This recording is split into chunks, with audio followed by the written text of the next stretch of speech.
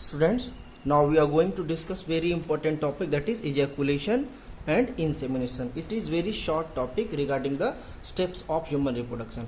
In previous video lectures we have described the different events of the hormones that can affect the oogenesis and spermatogenesis, and that was actually in the first step, that is the gametogenesis. That was actually very long process. You will get shocked that I have taken 2 to 3 days in order to complete the only gametogenesis. That was actually include the spermatogenesis, oogenesis and hormonal control. So many events happened for the completion of only one point, that is actually gametogenesis. Then after the gametogenesis there is actually the second point, that is ejaculation or insemination. This can be explained the methods by which the gametes, that is male gametes, are actually transferred from the male to the female reproductive system. That phenomenon is known as insemination. That phenomenon is known as insemination. Insemination means only release of sperm from the male reproductive system, and that is also known as ejaculation. And overall process in which the male and female reproductive systems involved for this phenomenon, that process is known as coitus, or it is sometimes known as copulation. So the process of ejaculation or insemination is over. So what happened when the sperm released out from the male? Listen carefully. This one is the female reproductive system, only little part of female reproductive system. This one is the fallopian tube, and that is actually the cervix. Then when the sperm reach from the vagina, then it will travel to the cervix region, and then cervix allow to move the sperm into the different other part of female reproductive system. Then the function of cervix may be asked in the examination. What are the function of cervix? Cervix allow to entry of sperm, and then when the cervix is blocked, then the sperm do not able to enter into the female reproductive system. Then sperm can be moved with the help of their mitochondrial lining over the neck region and having the tail. Then it can be moved through the different other part of female reproductive system and reach to the fallopian tube. Listen carefully. It will reach to the fallopian tube, and the fallopian tube provide the site of fertilization. Not all part of fallopian tube provide the site of fertilization. There are 3 part of fallopian tube: the isthmus, ampullary and infundibulum. But when the sperm reach at the region of isthmus ampullary junction,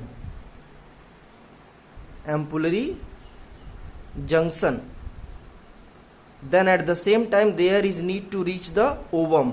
When ovum and sperm do not reach simultaneously at this place, then there will be no fertilization or copulation. There will be no fertilization or pregnancy occurs after the copulation.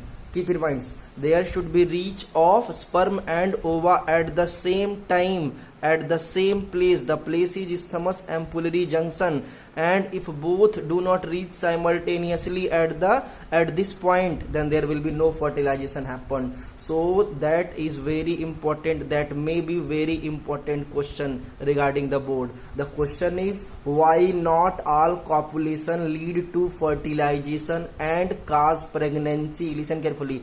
Not all copulation lead to fertilization and pregnancy. The basic reason for the question is, when the sperm and ova reach at the place of isthmus ampullary junction, there will be possibility of fertilization and pregnancy. And during the copulation, if sperm and ova do not reach simultaneously at the place of isthmus ampullary junction, then there will no cause of pregnancy and fertilization. That is the answer. So you should write about the question and answer by reversing the video. Now what happened? Then at this place there will be fertilization happened. So this will be discussed later in during the heading of fertilization.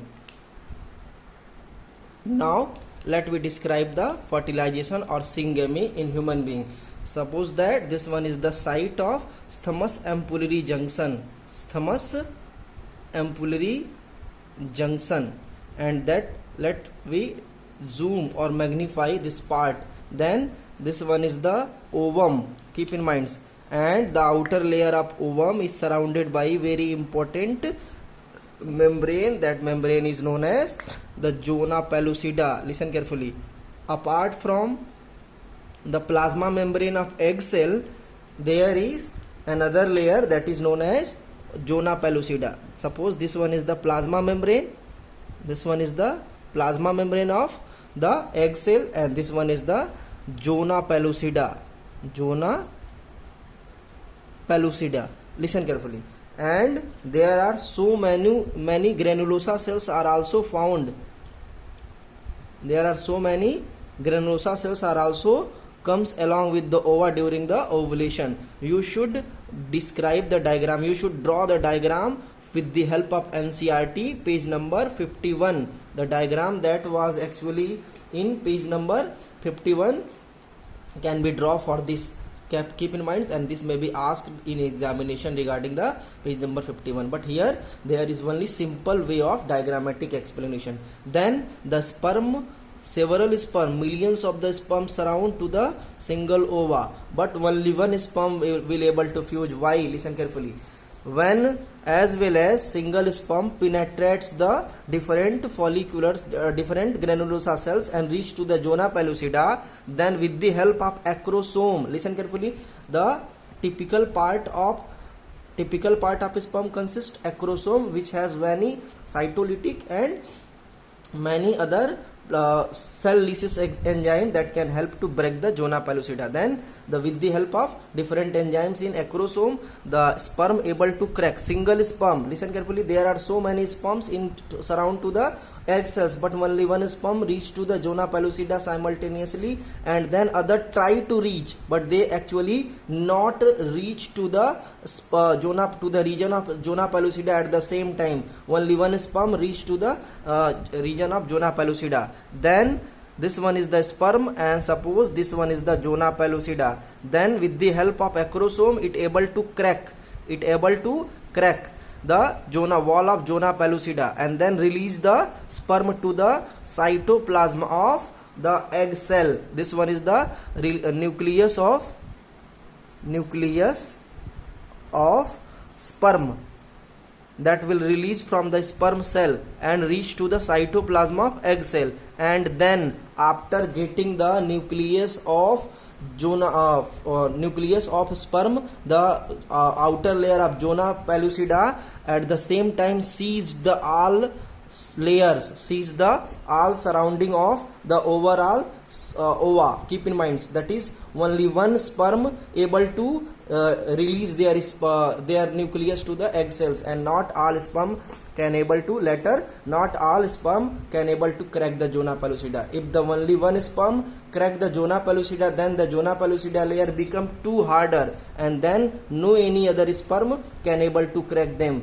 That's why there is only one sperm able to fuse with the nucleus of egg cells, and not all sperm able to perform that kinds of process. So this may be asked in examination. Name the special structure that can ensure the fertilization of only one sperm. The special structure in the around the egg cells is zona pellucida. So what happened? How can we explain? The zona pellucida sees the wall of ovum after entry of male nucleus to prevent the entry of other sperm. So this could be reverse the video by you and write about according to your language. So only one sperm able to release their nucleus into the cytoplasm of the egg cells, and not all after the release of single nucleus. Then all sperm do not able to cross the zona pellucida. It will prevent the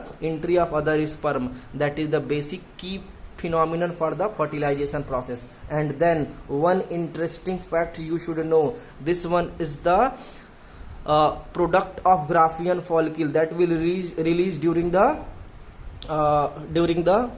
process of ovulation. And when the Graafian follicle will be at their peak, that is will be at their mature stage, then inside the Graafian follicle there was actually tertiary oocyte.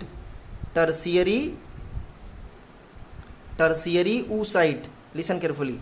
And inside the tertiary oocyte, the meiosis first that was stop at the early stage of birth, at the early stage of childhood, then this will begin, that is in the tertiary oocyte the meiosis first begin and reach to the meiosis second, but it will further get stopped. Listen, the tertiary oocyte that resume the process of meiosis will not also complete, and it will stop at the final events of meiosis second, and it will remain stop at the time of ovulation and also at the time of entry of male nucleus to the cytoplasm of female egg cells. Then as soon as the sperm release the nucleus into the egg cells, then the nucleus of egg cells further complete the process of meiosis second to form the second polar body that will later get degenerate, and the nucleus of egg cell become haploid. Then the haploid nucleus of sperm and haploid nucleus of egg cells fuse to form the diploid zygote. That will be the diploid zygotes. So I hope you will have a clear concept what will be the ploidy of zygote and what are the exact number of chromosomes in zygote. That is absolutely no doubt 46.